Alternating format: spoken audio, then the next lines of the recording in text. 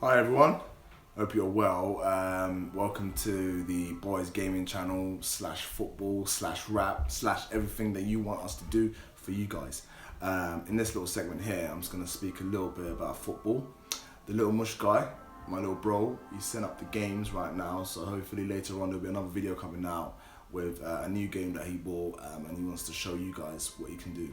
So let me just quickly delve into a bit of football.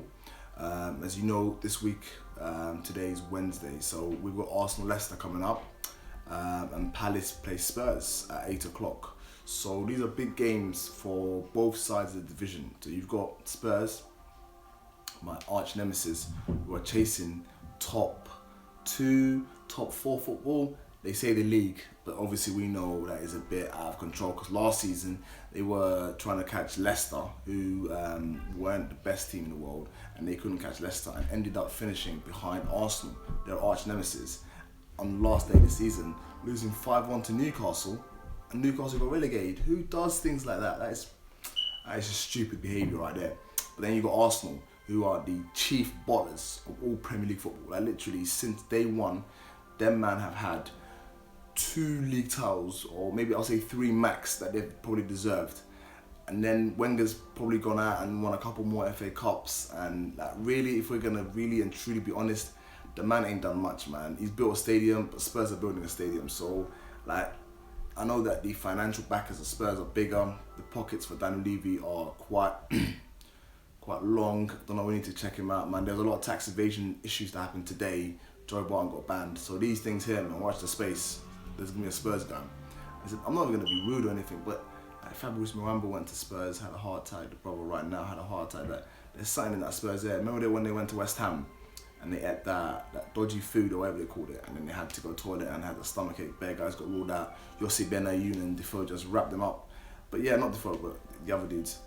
But yeah, going back to it, Arsenal are a team where I believe if they don't change their management structure, they won't move forward with the times. Because if you look at teams like that, Atletico Madrid were like 10, 15 years behind Arsenal when Wenger came in and got them a new stadium.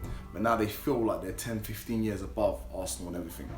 And how can that be? You're just looking at things going, yo, my brother, like they've just come now and they're in 2 Champions League finals. And you've not been to your second Champions League final. Your last one was 11 years ago, my brother. Your last league title was 13 years ago. On the flip side, you've got Leicester, who won the league last year, who just got knocked out of the quarterfinals of the Champions League to Atletico Madrid on a 2-1 aggregate deficit. They didn't lose 10-2, okay? So you just, you're looking at these things going, wow, like they've massively overachieved again. People will point to the incredible, demonstrable Kante. That dude there is the find of Premier League football, like the find. Like you can go back, Vieira's, Henry's, blah, blah, blah. No one has come in.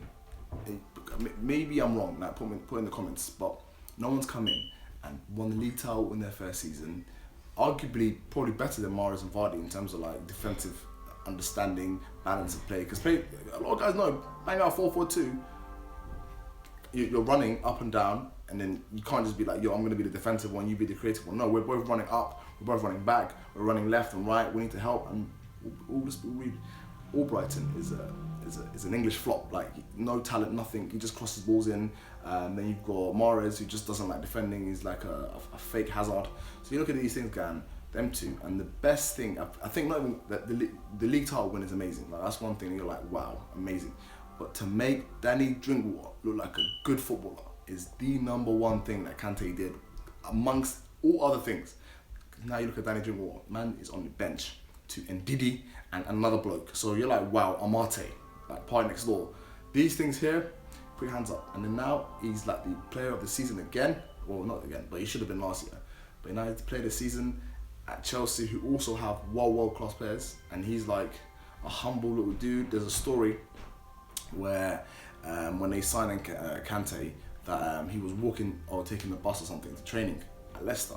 And everyone's like, yo, why don't you have a vehicle? Blah, blah, blah, blah, blah. So he's like, no, I don't live far. I jog to work, blah, blah, blah. Like people jog to work here and then just go have a shower at the gym and then go to work. He jogged to work as a footballer. Like, you're looking at these things, if you deep these things, and then they tell him to go buy a car a week later, or I'm paraphrasing, but sometime later, He comes back to training and he's driving a small Mini Cooper. He's even smart economically. He's come out there and gone, I don't need to be flashy. I don't have people to come with me to work or training. So I'm gonna buy a normal model car. It probably was a template. He did that, and now